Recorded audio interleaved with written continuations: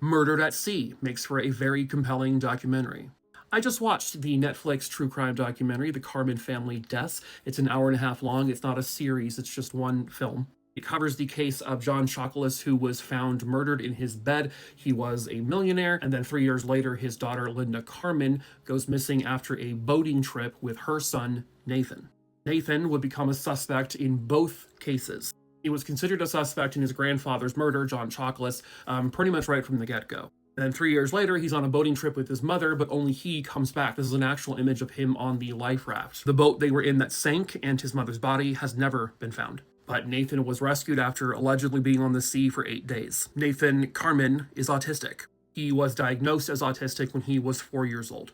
He grew up in a very, very wealthy family, with his grandfather John being a millionaire in real estate. And there was a whole bunch of inheritance, if John were to die, the money would be split up between his 4 daughters. And then some of the trust would go to Nathan, because Nathan was John's first grandson. Now, because Nathan is autistic, obviously you're going to have some, different behavior. They're going to talk differently and respond to accusations and questions like that very differently. And the frustrating part about this is that the detectives are never fucking trained on how to talk to someone with autism. They're saying in the documentary, the hairs on my neck stood up. He gave off bad vibes. His behavior seemed different. It was off.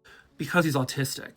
I hate the fact that we might be putting innocent people in prison because a detective doesn't know how to talk to an autistic person and doesn't know how to interpret it. That being said, is Nathan innocent of the crimes? I don't know.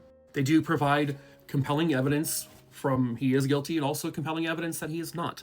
But the documentary does leave out some important pieces of information, as they always do. I never know why they do that. It's very frustrating when you have to Google stuff to find out other things that they left out. I will say, though, that I liked it a lot. It was a very good documentary. I had never heard this case before.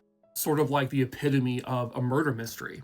There are definitely signs of Nathan's guilt, and they point them out pretty clearly. But there's also signs that he is autistic and he does not know how to behave in these situations, and that he might be innocent, but we'll never know. He was arrested and charged for the murder of his mother, but was never arrested or charged for his grandfather's murder.